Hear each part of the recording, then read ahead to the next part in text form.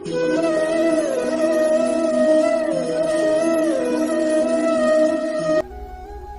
किसान जो भगवान को बहुत मानता था। एक बार वह किसान भगवान से बहुत ही नाराज हो गया। किसान बहुत ही मेहनती था। बहुत मेहनत के बाद वह खेतों में अनाज उगाता, उसकी देखभाल करता, लेकिन अक्सर ही उसकी फसल खराब हो जाती। कभी बाढ़ आ जाती, कभी सूखा पड़ जाता, तो कभी तेज धूप और कभी आंधी। मतलब किसी न किसी वजह से उसकी फसल खराब हो जाती।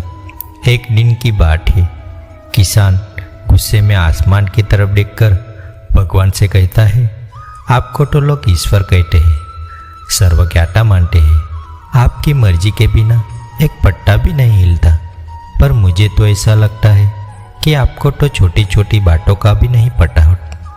आपको तो ये भी नहीं पता कि खेतीबाड़ी कैसे की जाती है। अगर आपको पता होता तो हर समय जो बाढ़, आंधी, तूफान आते हैं वे फिर कभी नहीं आते।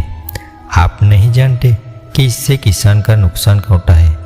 हम किसानों का, यदि आप मेरे हाथ में ऐसी शक्ति दे दे कि जैसे मैं चाहूँ वैसा मौसम कर दूँ, फिर आप देखना मैं अन्न का भंडार लगा दूंगा।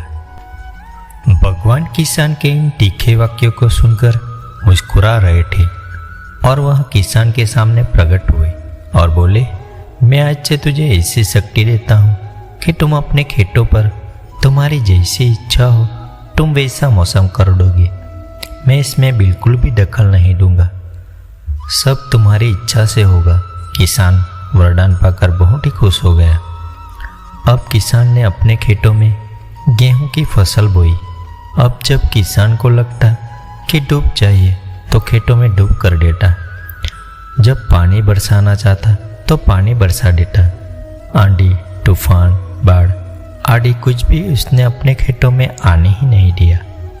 किसान के खेत में इस वर्ष ऐसी फसल हुई जैसे शायद पहले कभी नहीं हुई थी।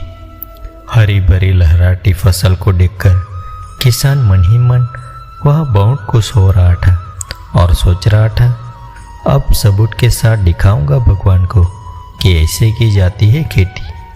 शक्ति का सही उपयोग मेरी सफलता देखकर तो उन्हें अपना नियम जरूर बदलना पड़ेगा। कुछ दिन और गुजरे। अब फसल को जैसे ही काटने लगा तो उसकी नज़र गेहूं की बागियों पर गई तो उसकी आंखें चौंक गई और वह रोने चिल्लाने लगा। गेहूं की एक भी बाली में गेहूं का एक दाना नहीं था। सारी बालियां अंदर से खाली थी।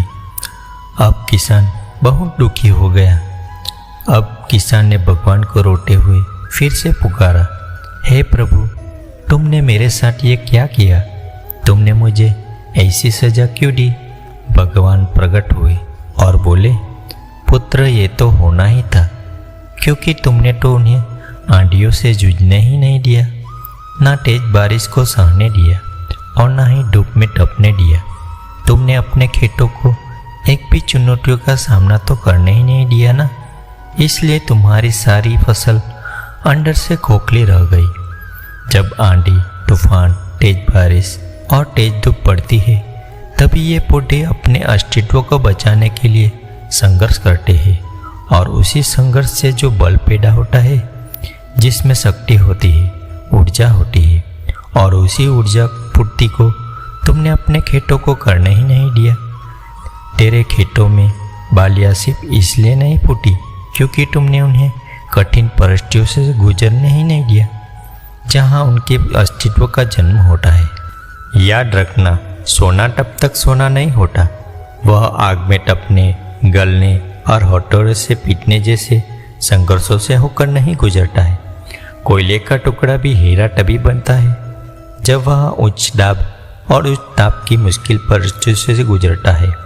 उसी तरह अगर हमारी ज़िंदगी में कोई संघर्ष ही ना हो, कोई चुनौती ना हो, तो हम भी इन गेहूं की बागियों की तरह खोखले रह जाएंगे।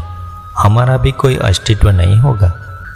विपरीत परिस्थितियाँ, चुनौतियाँ और समस्या हमें और अधिक निखारती है।